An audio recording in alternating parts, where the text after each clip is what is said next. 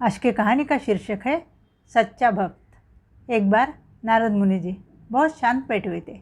उन्हें देखकर भगवान विष्णु जी समझ गए कि नारद जी आज कुछ गहरी सोच में डूबे हैं। उनकी तरफ देखकर विष्णु जी बोले, नारद जी, आज आप कुछ परेशान लग रहे हैं, क्या बात है? आप मुझे अपने परेशानी का कारण बता सकते हो? मैं आपको ज़रूर मदद करूँगा। नारद जी बोले, भगवान, मेरे मन में एक सवाल है जिसका जवाब मैं आपसे जानना चाहता हूँ। विष्णु जी बोले, हाँ ज़रूर पूछिए। फिर नारद मुनि जी ने भगवान विष्णु जी से पूछा, हे भगवान, आपका इस समय सबसे प्रिय भक्त कौन है? अब विष्णु जी तो भगवान है। नारद जी क्या जानना चाहते हैं वे झट से समझ गए। अपने भक्त नारद जी की बात उन्होंने सुनी और मुस्कुराकर बोले, मेरा सबसे प्रिय भक्त एक मामूली किसान है। वह एक छोटे गांव में रहता है। यह सुनकर नारद मुनि जी थोड़े निराश हुए और फिर से एक प्रश्न किया, हे भगवान, आपका बड़ा भक्त तो मैं हूँ, फिर मैं सबसे प्रिय क्यों नहीं? भगवान विष्णु जी ने नारद मुनि जी से कहा, इसका जवाब तो तुम खुद ही दोगे। तुम जाकर एक दिन उस किसान के घर रहो, फिर सारी बात मुझे बताना।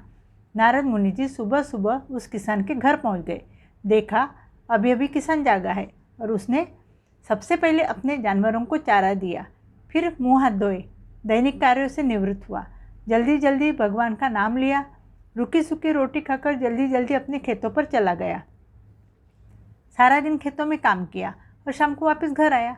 अपने सारे जानवरों को उनकी जगह पर बांध दिया, उन्हें चारा पानी डाला, अपने हाथ पैर धोए, कुल्ला किया, फिर थोड़ी देर भगवान का नाम लिया, फिर परिवार के संग बैठकर खाना खाया, थोड़ी देर बैठकर उनके साथ बातें की और फिर सो गया।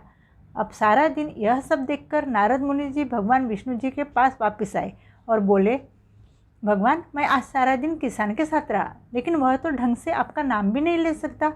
उसने थोड़ी देर सुबह और थोड़ी देर शाम को, और वह भी जल्दी जल्दी आपका ध्यान किया, और मैं तो 24 घंटे आपका ही नाम जपता हूँ। क्या अभी भी आपका सबसे प्रिय भक्त वह किसान है?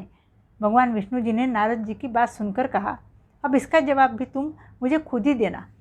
और भगवान विष्णु जी ने एक कलश अमृत से भरा नारद मुनि को थमाया और बोले, तुम इस कलश को लेकर तीनों लोकों की परिक्रमा करके आओ, लेकिन ध्यान रहे अगर एक बूंद भी अमृत नीचे गिरा तो तुम्हारी सारी भक्ति और पुण्य नष्ट हो जाएंगे।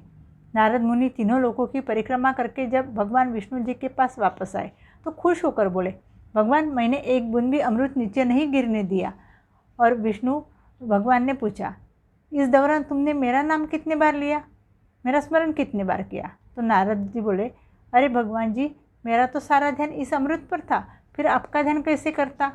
भगवान विष्णु जी ने कहा, हे नारद जी, देखो उस किसान को, वह अपना कर्म करते हुए भी नियमित रूप से मेरा स्मरण करता है, क्योंकि जो अपना कर्म करते हुए भी मेरा जाप करे वही मेरा सबसे प्रिय भक्त हुआ।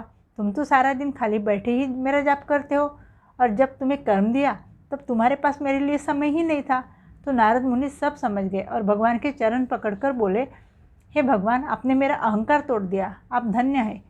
अगर आपको आज की कहानी पसंद आई है तो प्लीज़ लाइक कीजिए, शेयर कीजिए और चैनल को सब्सक्राइब कीजिए। Thank you.